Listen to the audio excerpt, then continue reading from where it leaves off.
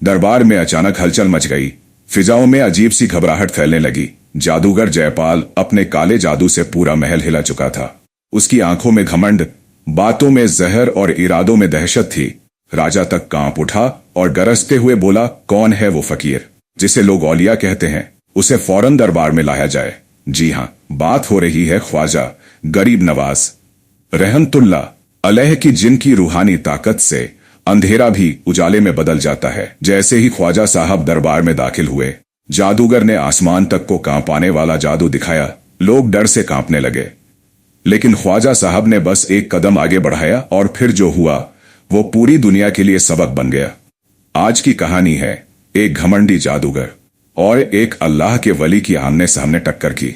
तो चलिए दोस्तों, वीडियो शुरू करते हैं। अजमेर की सरजमी पर जब ख्वाजा गरीब नवाज मोइनुद्दीन चिश्ती रहमतुल्लाह अलैह का पहला कदम पड़ा तो पूरा इलाका अंधकार में डूबा हुआ था। लोग तरह तरह के अंधविश्वासों, तंत्र मंत्र, जादू टोने और झूठे देवताओं की पूजा में लगे हुए थे। इंसानियत, मोहब्बत और सच्चाई का नाम लेने वाला कोई नहीं था। उस दौर में दिलों में नफरत थी, जुल्म था और गरीबों पर अत्याचार किया जाता था। चारों तरफ बस ताज्जुब, खुदगर्जी और दहशत का माहौल था। ऐसे माहौल में जब ख्वाजा साहब अजमेर पहुंचे तो आप एक रोशन चिराग बनकर आए। आप न जोर से बोले, न कोई चमत्कार दिखाया, बल्कि मोहब्बत और इंसानियत की ऐसी रोशनी फैलाई कि दिलों के अंधेरे खुद बहुत दूर होने लगे। अजमेर पहुंचते ही आपने सबसे पहले वहां की आम जनता से ताल्लुक कायम किया। आप गरीबों के पास बैठते, बीमारों की तीमारदारी करते, बेसहारा लोगों को सहारा देते। आपकी नजरों में न कोई छोटा था न बड़ा, सब अल्लाह के बंदे थे। आप जिस मोहब्बत से लोगों से मिलते वह दिलों में उतर जाती। आपने एक छोटी सी झोपड़ी को अपना मैखाना बना लिया,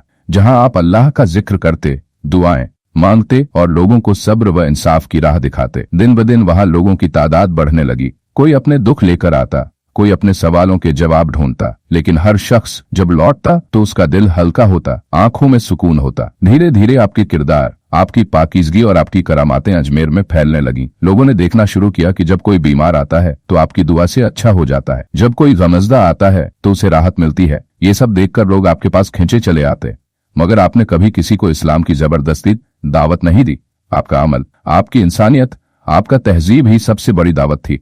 लोग कहते, ये फकीर कोई आम इंसान नहीं हो सकता, ये तो अल्लाह का वली है। मगर जैसा हर दौर में होता है, सच्चाई के दुश्मन हमेशा होते हैं। अजमेर का राजा और उसके दरबार में बैठे जादूगर इस बदलाव से परेशान हो गए। उन्हें डर सताने लगा कि अगर लोग इस फकीर की तरफ यूं ही आते रहे तो हमारे मंदिर सूने हो जाएंगे, हमारी शक्ति जाती रहेगी। राजा के दरबार में एक बहुत ताकतवर जादूगर था, जयपाल। वो सिर्फ जादूगर नहीं बल्कि बेहद घमंडी, क्रूर और नास्तिक था। उसे यकीन था कि उसके तंत्र मंत्र और काले जादू के आगे कोई टिक नहीं सकता। जब उसे पता चला कि एक फकीर आकर उसकी सालों की बनाई बादशाहत को हिला रहा है तो उसकी आंखों में आग भर गई।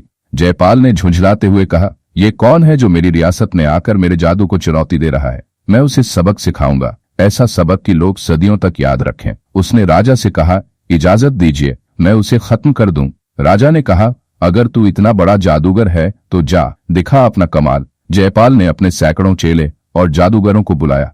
बड़ी तैयारियां की गईं। नगाड़े बजे, शंखनाद हुआ और एक भारी लश्कर की तरह वह ख्वाजा साहब की तरफ कूच कर गया। मगर यह कोई आम जंग नहीं थी, यह रूह की जंग थी, नफरत और मोहब्बत की टक्कर थी। ख्वाजा साहब अपने मैखाने में अल्लाह की याद में मशगूल थे। उनके आसपास गरीब, बुजुर्ग, औरतें, बच्चे सब बैठे थे। माहौल में सुकून था, रूहानियत थी। तभी अचानक दूर से शोर सुनाई दिया, दो नगाड़े, मंत्रोच्चारण और जयपाल की दहाड़। जयपाल ने वहां पहुंचते ही घमंड भरे लहजे में कहा, ए फकीर, या तो तू इस धरती को छोड़ दे या फिर मेरे जादू का सामना कर। ख्वाजा साहब ने आंखें खोली, चेहरा बिल्कुल नूरानी था। आपने मुस्कुराकर कहा, हम तो अल्लाह के मेहमान हैं, जब तक हमारा रब चाहेगा हम यहीं रहेंगे। इस धरती का मालिक अल्लाह है, कोई इंसान या जादूगर नहीं। जयपाल को ये जवाब तीर की तरह चुभा। उसने तुरंत अपने मंत्र पढ़ने शुरू कर दिए। पहले हवाएं तेज हुई, फिर धूल उड़ने लगी, आंधी बन गई, आसमान पर काले बादल छा गए, बिजली चमकी और सब कुछ थरथराने लगा। फिर जमीन से भयानक अजगर निकले, फुफकारते, लहराते और लोगों की तरफ बढ़ते। और तो और उसने एक ऐसा तंत्र किया जिससे वहां आग का दरिया बहने लगा।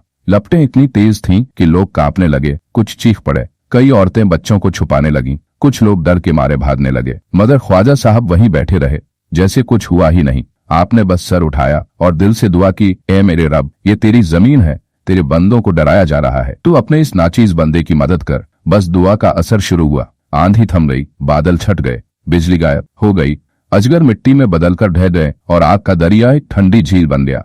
वो जो डर था अब सुकून में बदल चुका था। वो जो नफरत थी अब मोहब्बत की शक्ल ले चुकी थी। जयपाल के चेहरे का रंग उड़ चुका था। वो घुटनों के बल गिर पड़ा। उसका शरीर कांप रहा था, आंखें नम थीं। उसने कांपते हुए कहा, आप सच्चे हैं? आपका रब सच्चा है?